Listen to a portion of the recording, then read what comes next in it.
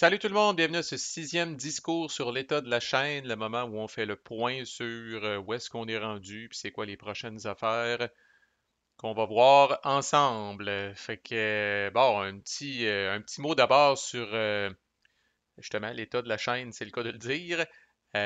Au moment où j'enregistre cette vidéo-là, on était 496 abonnés, fait que j'étais 4 abonnés d'atteindre 500. C'est très, ma foi, très excitant.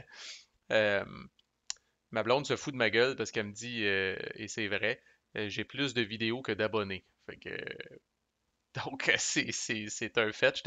Encore là, au moment où j'enregistre cette vidéo-là, je pense qu'on est à 530 vidéos pour 496 abonnés. Fait que j'ai même pas un abonné par vidéo quand même. Puis ça arrive même régulièrement que je poste une vidéo puis je perds un abonné. Fait que du monde peut-être qui se sont rendus compte que la chaîne n'était pas pour eux. Mais je ne changerai pas mon style pour autant. Mon intention n'est pas de me forcer à jouer à des jeux que j'aime pas. Fait que, il y a en masse de monde, je pense, qui review les euros, les jeux peut-être un peu plus simples. Puis je continue de penser qu'il y a une place pour des reviews francophones sur des wargames puis des jeux avec un petit peu plus de tonus, sans rien enlever aux autres. Il y en a pour tous les goûts. Fait qu'évidemment, encore là, au moment où j'enregistre cette vidéo-là, je suis dans le milieu de trois grosses playlists quand même. Il y a I, Napoleon, qu'on est rendu à une dizaine de vidéos. Je fais une vidéo par année, puis je vais continuer jusqu'à temps que je sois renversé ou que je meure. Pas moi, là, mais je veux dire Napoléon dans le jeu. Fait que ça pourrait durer, ça pourrait se finir aux prochaines vidéos, comme que ça pourrait durer encore une dizaine d'autres vidéos. Mais il y a un bon engouement, je pense, quand même, pour ce jeu-là. Puis un peu comme Mr. President, j'ai l'impression que quand le jeu va sortir, puis quand le jeu va être distribué aux gens qui l'ont backé ou aux gens qui vont l'acheter, j'ai l'impression que ça va connaître une espèce de regain de vie.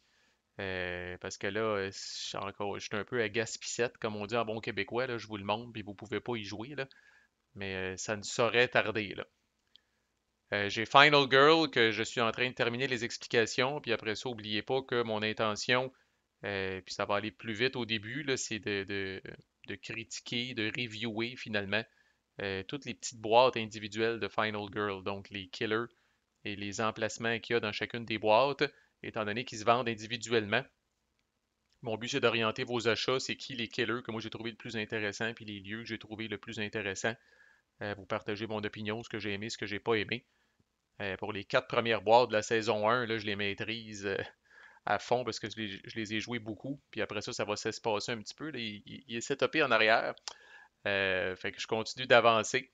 Mais j'ai du matériel, ça aussi, là, pour probablement une dizaine d'autres vidéos dans cette playlist-là. Puis il y a notre playthrough d'Here I Stand qui se poursuit, lui tout une dizaine de vidéos. Ça va bien, là, tu sais, je pense pas. Bon, il y a notre fameux pape agressif là, mais tu sais, je pense que là, on va commencer à lui mettre des bâtons dans les roues. Autrement dit, j'anticipe pas une fin prématurée à ce playthrough-là. Puis je pense que ça va se poursuivre encore pendant un bout. Ceci dit, évidemment, il y a du nouveau stock qui s'en vient.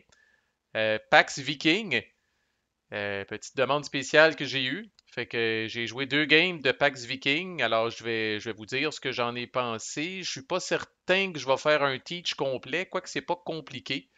Peut-être un teach accéléré de Pax Viking. Puis ce que j'en ai pensé au final, c'est un PAX, mais un PAX pas comme les autres, ce qui peut être une bonne ou une mauvaise nouvelle pour vous autres, dépendamment de c'est quoi votre relation avec les PAX en temps normal.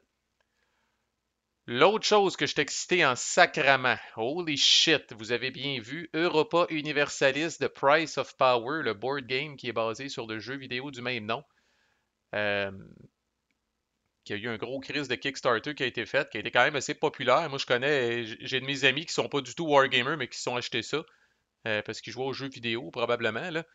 Euh, et évidemment, c'est fucking complexe, là. Il y en a qui ont fait le saut en hostie, là, quand ils ont, que si c'est votre première exposition à des wargames, vous avez peut-être fait le saut en sacrament, là. Moi-même, ça figure dans les jeux les plus complexes que j'ai joués, puis quand même, sans me vanter, j'en ai joué un peu un autre, là. Mais ce que vous voyez là, j'ai tellement aimé ma game en face à face que j'ai joué, que j'ai développé le module vassal. Le vassal module n'existait pas, puis je m'étais pourtant dit que j'accrocherais mes patins par rapport au développement des modules Vassal, puis que je ferais uniquement ceux des jeux dont je m'occupe, là, les jeux que je développe pour GMT ou peu importe.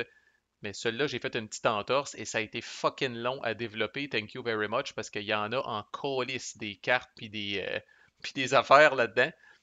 Mais je l'ai fait, puis j'étais en train de jouer une game par email, c'est pour ça que je l'ai fait. Parce que pour moi, c'est un excellent jeu à jouer par email. Les vrais scénarios qui ont du tonus sont injouables en face à face parce que ça prend comme 16-20 heures, à moins que ce soit un cas de sac de couchage, puis on passe la fin de semaine chez notre hôte pour finir la game. En play by email, c'est merveilleux ce jeu-là, il n'y a presque pas d'interruption.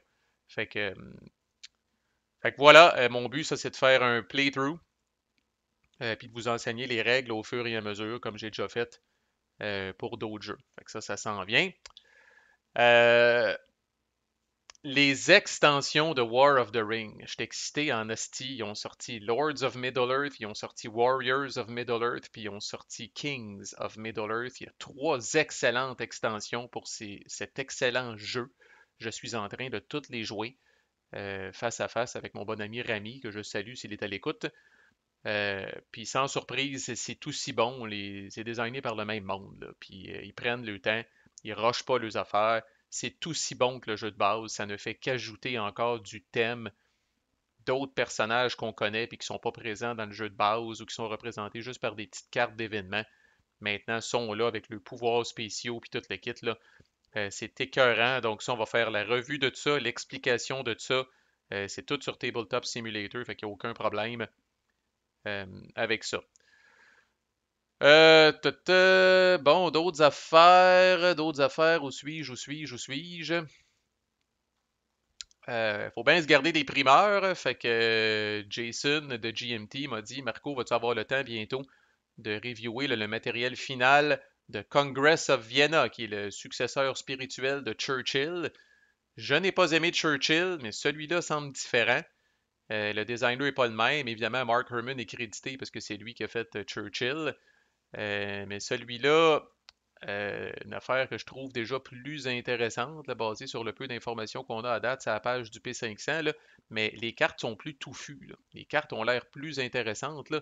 Churchill, là, c'était tout le temps bouge tel issue de deux cases, bouge tel issue de trois cases. Ah, si tu utilises ce bonhomme-là, bouge tel issue d'une case de plus. Moi, ça m'emmerdait profondément. Là. Mais bon, je vais voir, je vais réviser le matériel, je vais vous le présenter. Ça aussi en primeur avant qu'il aille au printer. L'autre primeur qui vous attend, c'est l'extension de Plum Island Horror.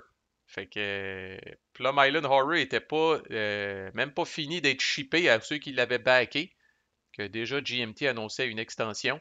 Et puis comme vous voyez, il a déjà fait la cote 646 précommandes. Je vous l'avais dit, je vous avais averti, il y a 6 mois, Chris. Plum Island Horror allait être sold out, ça sera pas long. Puis ça s'est avéré vrai. Là, il est de plus en plus, là, il va être out of stock. Là, c'est une question de jours ou de semaines. Là. Il a fait le hotness sur BGG. Puis quand tu fais le hotness sur BGG, il s'est rendu, je pense, jusqu'à numéro 3 sur le hotness de BGG. Encore là, plein de monde qui ont découvert GMT Games, qui ne savaient même pas que ça existait. Un peu comme ça avait été le cas pour Mr. President. Puis là, un jeu coop de même, là, avec un thème de zombie ou de patente, là. Et si boire, ça va partir comme des petits pains chauds si vous n'avez pas déjà votre copie et Chris courait après, là. Fait que des nouvelles factions, des nouvelles mutations, des nouveaux settings de difficulté, j'ai déjà commencé à checker ça avec l'auteur puis le développeur. Et ça va vous être présenté évidemment en primeur. Puis ma foi, j'ai l'intention de faire un playthrough de Virgin Queen. Tout de suite après que celui de Here I Stand est fini, on va faire un playthrough de Virgin Queen. Virgin Queen un petit peu plus complexe que Here I Stand, mais n'empêche. Euh, un playthrough en expliquant les règles, peut-être cette fois-là, étant donné que celui-là n'a pas été couvert par Jean-Michel Grosjeu, fait que je vais peut-être me permettre d'expliquer les règles au travers, mais c'est le digne successeur de Here I Stand définitivement, là, il est aussi bon. Puis parlant de successeur, le troisième vient de sortir, Tanto Monta, et à date, je vous dirais que moi, personnellement, j'ai lancé la serviette, trop de chrome, puis je ferai peut-être des vidéos, là, je vous le dis en primeur, là, mais attendez pas de Tanto Monta parce que en plus, au moment où il est sorti, j'ai joué à Europa Universalist, là, puis dans la catégorie gros jeu, où est-ce qu'on fait à peu près tout, là, Europa Universalist, pour l'instant, c'est lui qui a la place dans mon cœur. qui aurait été destiné normalement à Tanto Manta, où je trouve que le designer est allé fort en hostie sur le Chrome. Fait que je pense que ça devrait nous occuper pour les 3 prochains mois, la fréquence à laquelle on fait les discours sur l'état de la chaîne en temps normal. Fait que merci beaucoup d'être à l'écoute. Merci d'être nombreux à suivre la chaîne, puis à commenter, puis envoyer donc. On lâche pas, on poursuit. À plus.